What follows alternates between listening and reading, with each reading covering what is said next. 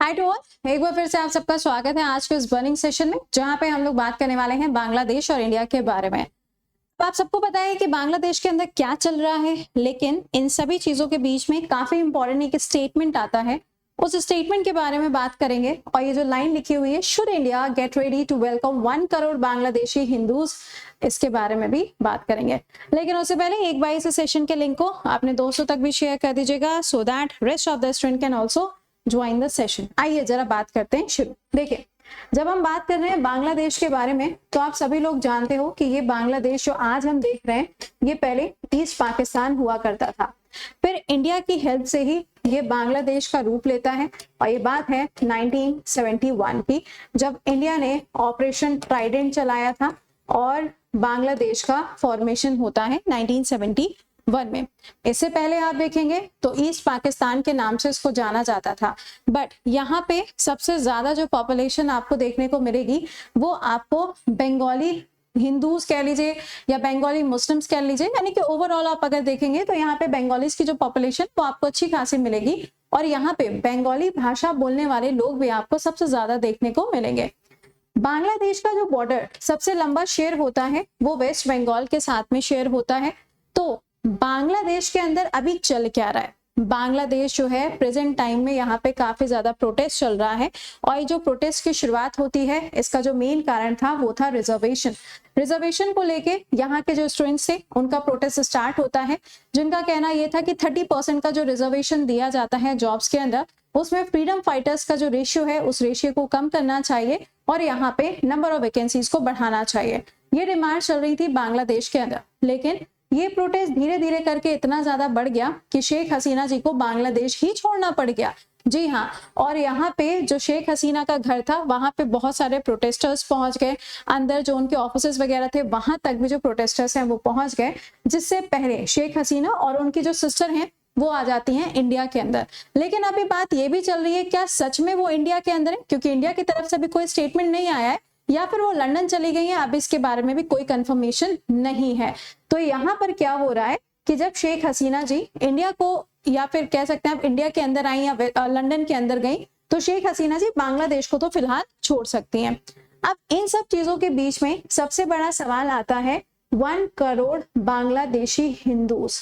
Actual में पूरे बांग्लादेश की अगर हम पॉपुलेशन की बात करें तो करीबन 17 पॉइंट समथिंग करोड़ बांग्लादेश की पॉपुलेशन है, जिसमें से 1% या आप कह लीजिए 1 करोड़ की जो पॉपुलेशन है वो आपको यहाँ पे हिंदूज की देखने को मिलेगी, या फिर बांग्लादेशी हिंदूज यहाँ पर रहते हैं। अब वेस्ट बंगाल के द्वारा यानी कि ममता बनर्जी जी और यहाँ पे जो एक ऑपोजिशन लीडर है उनके द्वारा एक स्टेटमेंट जारी किया गया है, जिसमें इन्होंने बोला है कि क्या इंडिया आने वाले समय में जो पॉपुलेशन बांग्लादेश की तरफ से आएगी क्या उनको एब्जॉर्ब करने की क्षमता रखता है। कहने का मतलब यहाँ पे ये है कि अगर मान लीजिए कि किसी दूसरे देश की पॉपुलेशन इंडिया के अंदर आती है, शरण लेने के लिए आती है या एज अ रिफ्यूजी आती है, तो क्या इंडिया उसको अफोर्ड कर पाएगा, क्या उनको रिसोर्सेज मिल पाएंगे, क्या उन्हें वो सभी सुविधाएं मिल पाएंगी। तो एक बहुत बड़ा क्वेश्चन मार्क यहाँ पे खड़ा हो चुका है, क्योंकि जब सबसे लंबा बॉर्डर ही शेयर होता है वेस्ट बंगाल के साथ में, तो मैक्सिमम पॉपुलेशन जो माइग्रेट करके आएगी वो या तो वेस्ट बंगाल में आएगी या तो वो असम वाले एरिया में आपको देखने को मिलेगा। तो ये एक बहुत बड़ा क्वेश्चन अभी यहाँ पे खड़ा है कि क्या इंडिया जो है वो यहाँ पे इतनी बड़ी आबादी को या फिर इतनी बड़ी पॉपुलेशन को अफोर्ड कर पाएगा कि नहीं। अब पॉइंट यहाँ पर ये है कि माइग्रेट करके आएंगे क्यों। भाई देखिए, सिंपल सी बात है कि यहाँ पे जो प्रेजेंट टाइम की सिचुएशन है उस सिचुएशन को अगर देखा जाए तो कहा तो यहाँ पर यही जा रहा है कि ये जो प्रेजेंट टाइम का बांग्लादेश हमें देखने को मिल रहा है, जब शेख हसीना जी यहाँ से छोड़ के चली गई हैं, तो यहाँ के जो आर्मी चीफ हैं जिनका नाम है वाकर उस जमान, इन्होंने कहा है कि एक इंटरिम सरकार बनाई जाएगी और यहाँ के जो राष्ट्रपति हैं उनका भी आपको इसके अंदर समर्थन देखने को मिलेगा।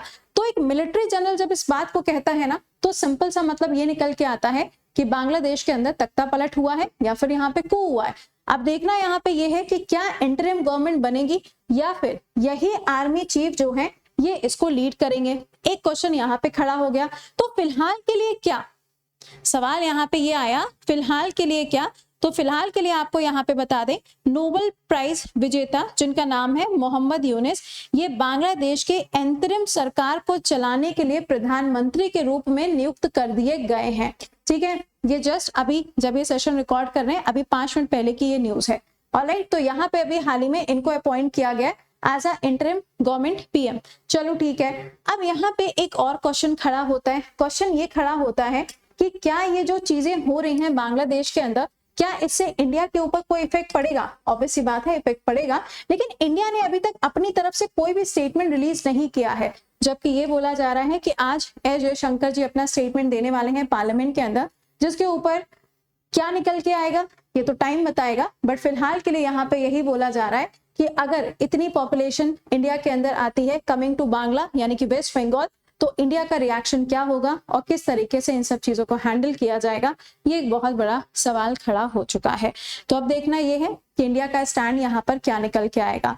इससे पहले भी आप देखेंगे तो एक अमेंडमेंट भी होता है इनक्लेव्स को लेके। ये अपने देश के अंदर 100 नंबर का कॉन्स्टिट्यूशन अमेंडमेंट एक्ट किया गया था, जिसके अंदर इंडिया और बांग्लादेश दोनों का नाम आपको देखने को मिलता है इनक्लेव्स को लेके।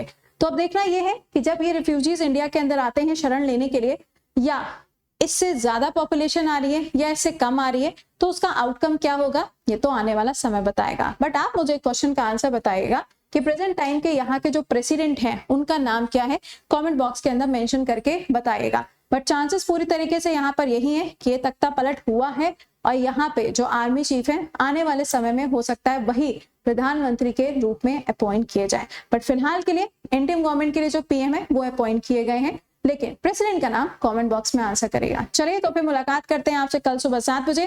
टिल देन खुश रहिए, मुस्कुराते रहिए, bye bye, take care to all.